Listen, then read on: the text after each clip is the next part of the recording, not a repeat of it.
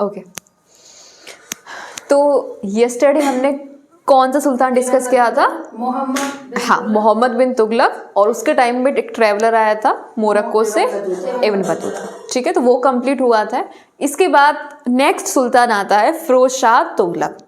ठीक है, इसकी टाइमलाइन क्या है? 1351 से 1388। ठीक है, 1351 टू 1388।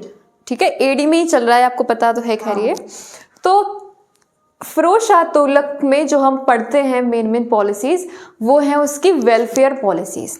ठीक है, लोक कल्याणकारी जितनी भी उसकी नीतियां रही हैं उनको ही हम पढ़ते हैं। ठीक है, उन्हीं से आपके क्वेश्चंस बनते हैं।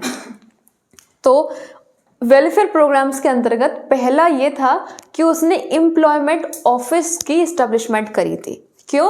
ताकि स्टेट में बेरोजगारी को ख़त्म किया जा सके या कम किया जा सके। तो जो अनएम्प्लॉयड लोग थे उनके लिए उसने एम्प्लॉयमेंट ऑफिस, रोजगार दफ्तर की स्थापना करी थी। ठीक है, तो इसमें क्या होता था? अब रोजगार कैसे देंगे? पहले उसके क्वालिफिकेशंस को चेक करेंगे, फिर मेरिट आएगी, फाइनली उसका फिर अपॉइंटमेंट होगा। ठीक है, और फिर उसको कोई भी सर्विस में रिक्रूट कर लेंगे।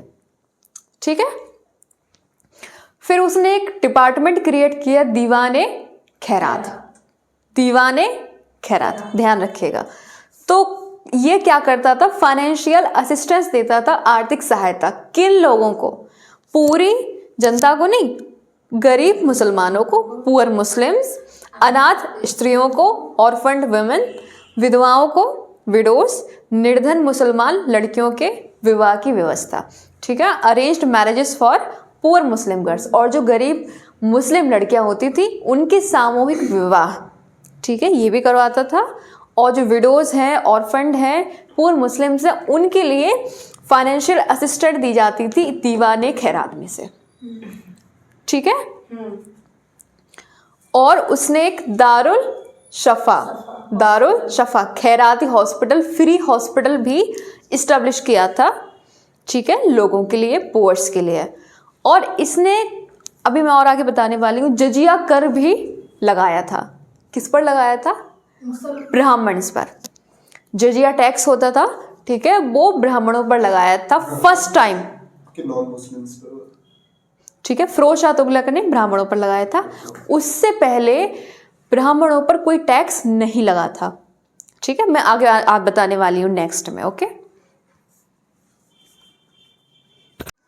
ठीक है, तो फिरोज शाह तुगलक में अब उसका नेक्स्ट हम पढ़ने वाले हैं कि उसे स्लेव्स का बहुत शौक था।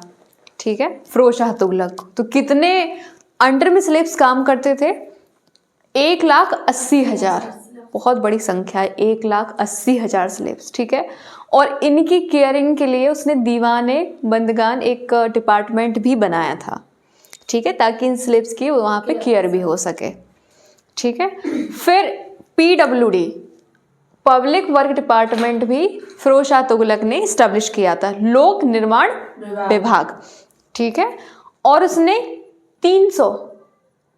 300 नई सिटीज भी बनाई थी, जिसमें से हम कुछ पढ़ते, फतेहाबाद, हिसार, फिरोजपुर, जौनपुर, फिरोजाबाद। ठीक है, 300 ऐसी सिटीज बनाई थी। और सबसे इंपॉर्टेंट उसका वेलफेयर प्रोग्राम्स में जो आता है वो है 5 बड़ी नहरों का निर्माण। ठीक है, कंस्ट्रक्शन ऑफ 5 मेजर कैनाल्स। ये बहुत इंपॉर्टेंट है। क्यों? इरिगेशन के पर्पज से, और जैसे कि एग्रीकल्चरल लैंड है। पहले तो इससे पहले जो कौन था? मोहम्मद बिन तुगलक। ठीक है, या उससे पहले कौन था? फिरोज शाह तुगलक। उनका क्या अटेम्प्ट था कि ज़्यादा से ज़्यादा लैंड को एग्रीकल्चर बनाया जाए। अब एग्रीकल्चर अच्छे से हो, लैंड टैक्स अच्छे से आए, ठीक से आए, तो उसके लिए पानी इरिगेशन का सिस्टम भी तो होना चाहिए सही। ठीक है, अब उसने 5 बड़ी कैनाल्स का निर्माण करवा दिया। तो अब कैनाल्स का निर्माण करवा दिया तो कैनाल से जो भी फार्मर्स पानी लेंगे, शाही नहरों से जो भी फार्मर्स पानी लेंगे, उनको टैक्स पे करने पड़ेगा 1/10। ठीक है, तो मैं आपको आगे बताऊंगी जजिया टैक्स या इरिगेशन टैक्स। ठीक है, अशोक के 2 स्तंभ थे, उन सब की बातें हम कल करेंगे। ठीक है, फिरोज शाह तुगलक भी हमारा थोड़ा सा और कंटिन्यू रहेगा। ओके।